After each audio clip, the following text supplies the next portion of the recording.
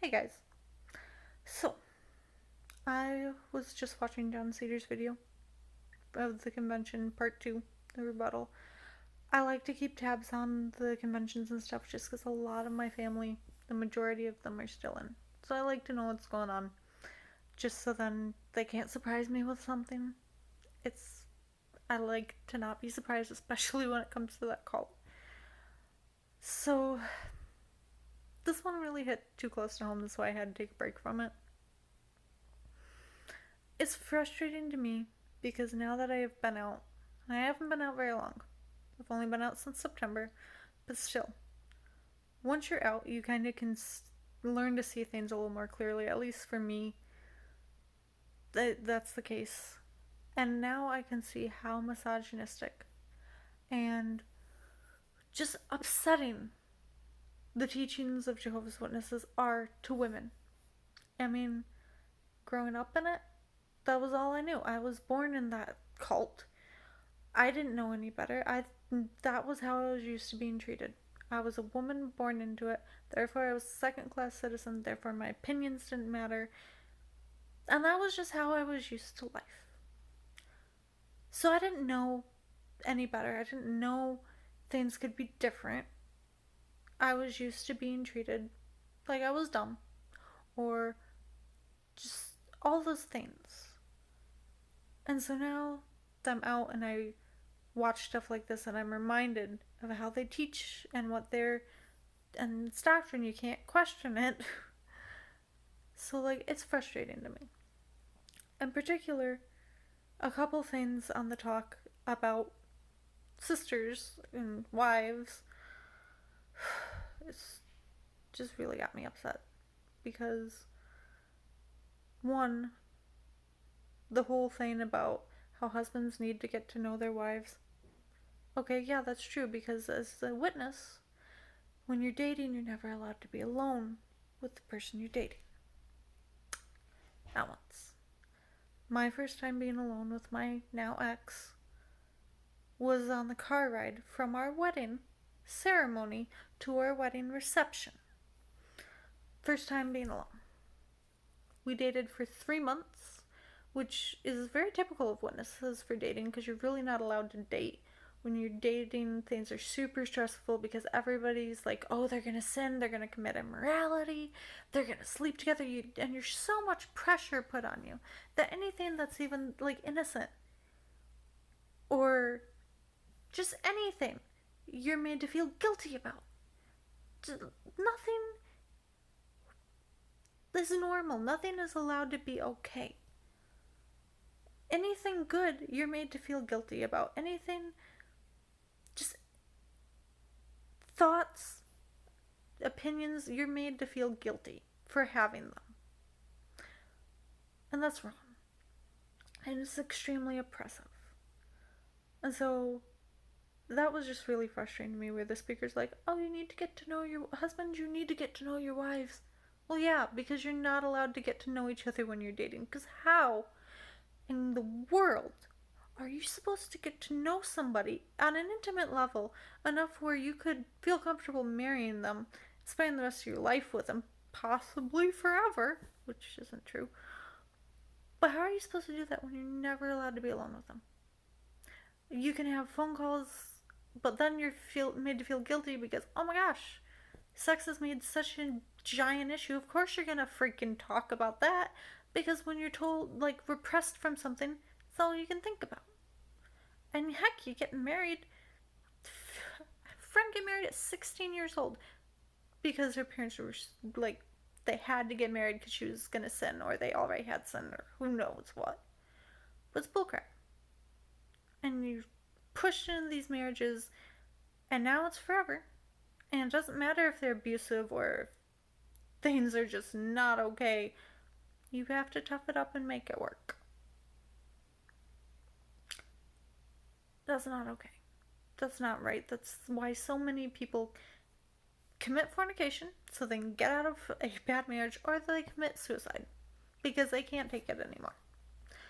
And that was the point where I was at because I wasn't a cheater and I couldn't live with that marriage anymore. So I was ready to just end it because I couldn't do it. And then my brother, Jacob, was like, hey, you know this religion we've been taught? It's a cult. And there's other life out there. I'm really grateful that he clued me in on it because this video might not be here had he not. It definitely wouldn't be here had he not clued me in. I wouldn't be here. And so, just how detrimental that cult is because you're not given any options. If you do commit immorality to get out of a marriage, you're going to be disfellowshipped. You're going to lose everything. If you decide to do what I did, and that's get out of a cult and leave and just say, heck, I don't want anything more to do with this, I'm done, you're going to be shunned. And I went way off topic, I'm sorry, but this just gets me really passionate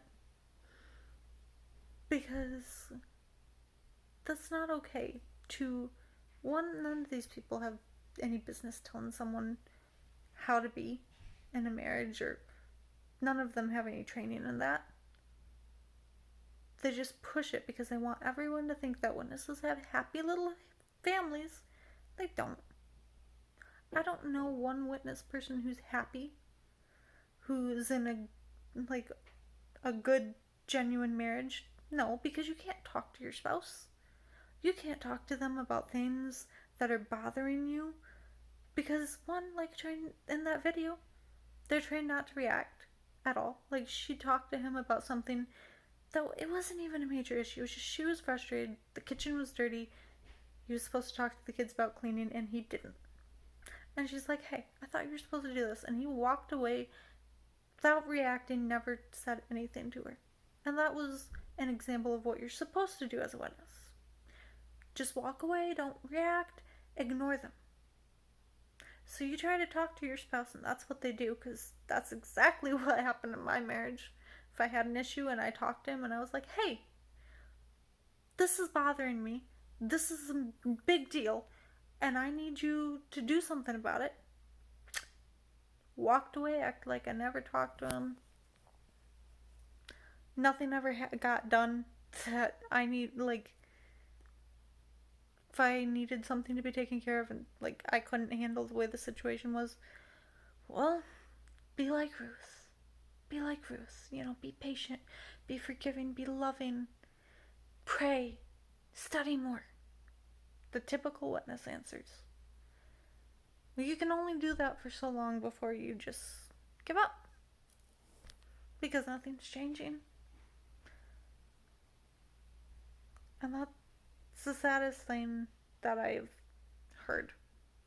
And it's not just me. When I did leave, I was going to try to stick it out for a while and just be Pimo for my parents. And because it was, it was a little hard. I'd left my marriage. And losing all my friends at the same time was going to be tough. And it was tough. But when I went to the elders, and because you have to go to the elders. Whenever anything in your life happens, you have to go. You have to confess and bare your soul in front of at least 3 old guys. In my case, I had to talk to a lot of them because I went from one congregation to another because, I wasn't going to stay in the same congregation as my ex. So you have to tell them all this stuff, and I did. And then to hear from their, 2 different body of elders' mouths that my situation was so common. There's so many sisters going through exactly what you're going through. I really couldn't. I was so frustrated, and that made me even more resolved not to stay in that cult. Because if this is the one true religion, my situation shouldn't have been common. It should have been very rare. You shouldn't have that going on. You shouldn't have women being abused or hurt. That should be very isolated, but that it was so common. And then the one body of elders were like, oh, yep, we totally support your decision. We hope things work out for you. And then went around and told the other body, of elders to encourage me to go back to my husband because I didn't have scriptural grounds. And how great a story would that be that they got back together? That's never going to happen. That was never, like, when I left, that ship sunk. That was done.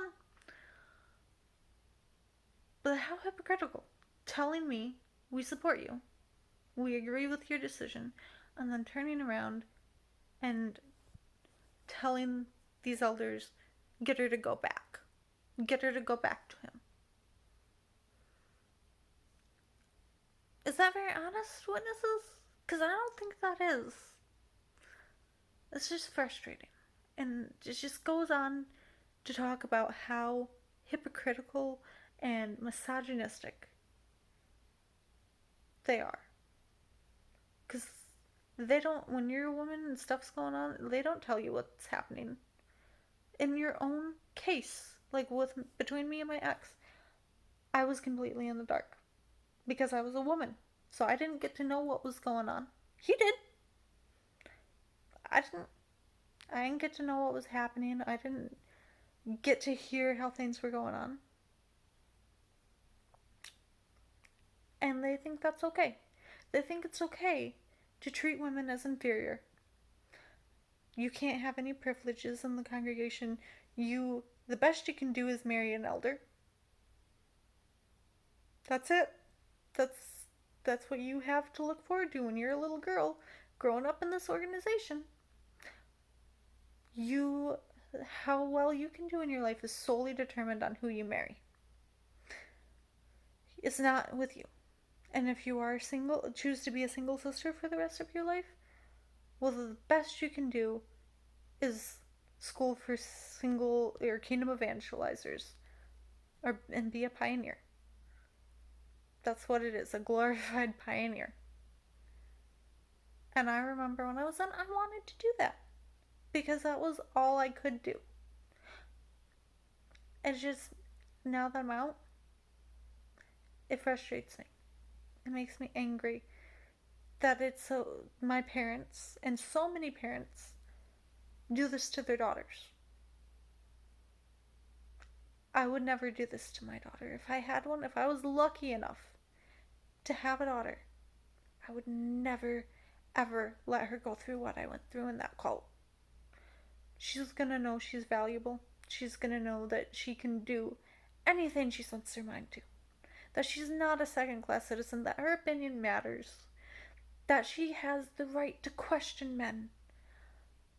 And say no. And say that something is not okay. And if she's not happy, like if she grows up and she gets married to whoever, I don't care. If she's not happy, if things aren't going good, she don't have to tell me what's happening. She can just come home. And that's okay. Those are things I never got. And I guarantee you, most women in that cult never have.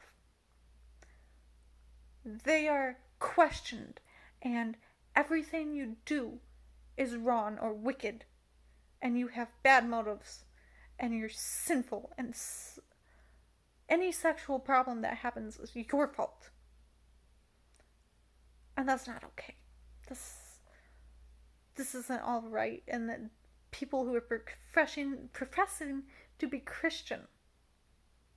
Well, since I've been out of the cult, I got to talk to a lot of other Christians. And how witnesses treat women isn't okay. How the Bible in general talks about women, that's not all right. Like, I don't have anything for the Bible. But the fact that they think it's okay to treat people like this, it's disgusting. Watchtower, you're awful. And I hope one day you're not around anymore.